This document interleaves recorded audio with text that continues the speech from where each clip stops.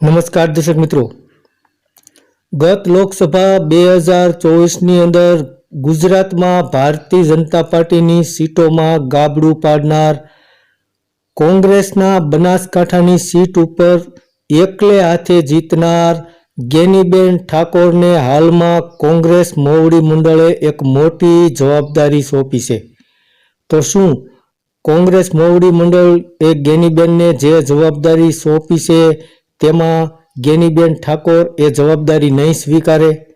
એવા પણ સમાચાર મળી રહ્યા છે કે કદાચ ગેનીબેન ઠાકોરને કોંગ્રેસે જે જવાબદારી આપી છે ત્યાં ગેનીબેન ઠાકોર ન પણ જાય, કારણ કે થોડા સમય પછી તે જમ્મુ કાશ્મીરની અંદર વિધાનસભાની ચૂંટણી યોજાવાની છે, જેના માટે કોંગ્રેસ મોવડી મંડળે 40 સભ્યોની જે દિગ્ગજ નેતાઓના નામ જાહેર કર્યા હતા પ્રચાર પ્રસાર માટે। તેમાં ગુજરાતના 2 ફાયરબ્રાન્ડ નેતા ગેનીબેન ઠાકોર અને જિગ્નેશ મેવાણીનું નામ પણ સામેલ હતું।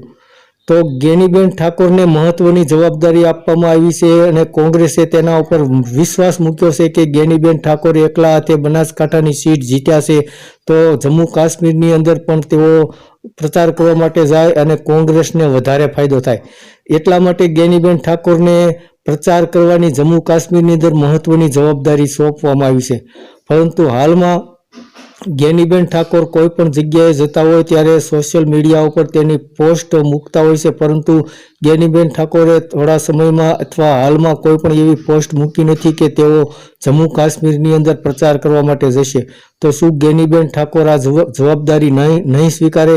કારણ કે એવું પણ બની શકે કે આવનારા સમયની અંદર વાવ વિધાનસભાની પેટા ચૂંટણી યોજાવાની છે, જેમાં ગેનીબેન ઠાકોર વધારે મહેનત કરવા માંગતા હોય, કારણ કે ભારતીય જનતા પાર્ટી પણ આ વાવ વિધાનસભાની પેટા ચૂંટણીને લઈને વધારે મહેનત કરી રહી છે। તો ગેનીબેન ઠાકોર એવું ઈચ્છતા હોય કે વાવ વિધાનસભાની અંદર વધારે મહેનત કરી અને કોંગ્રેસને આ સીટ ફરીથી અપાવે, કારણ કે જો વાવ વિધાનસભાની એમએલએની સીટ ભારતીય જનતા પાર્ટીના ખાતામાં જશે અને કોંગ્રેસ હારી જશે તો ફરીથી ગેનીબેન ઠાકોરના ઉપર જે વિશ્વાસ મૂક્યો છે તે વિશ્વાસ સાબિત નહીં થાય। એટલા માટે હાલમાં એવા સમાચાર મળી રહ્યા છે કે ગેનીબેન ઠાકોર કદાચ જમ્મુ કાશ્મીરની જવાબદારી ન પણ સ્વીકારે, ન પણ જાય, એ તો આવનારો સમય બતાવશે।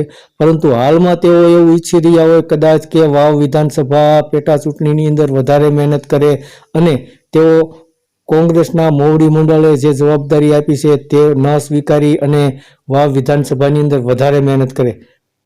તો હાલમાં ગેનીબેન ઠાકોરને જે કોંગ્રેસ મોવડી મંડળે જમ્મુ કાશ્મીરની પ્રચારની જવાબદારી સોંપી છે તેમાં કદાચ તેઓ ન જાય અને વાવ વિધાનસભાની અંદર વધારે મહેનત કરે તેવા પણ હાલમાં સમાચાર મળી રહ્યા છે। ધન્યવાદ દર્શક મિત્રો।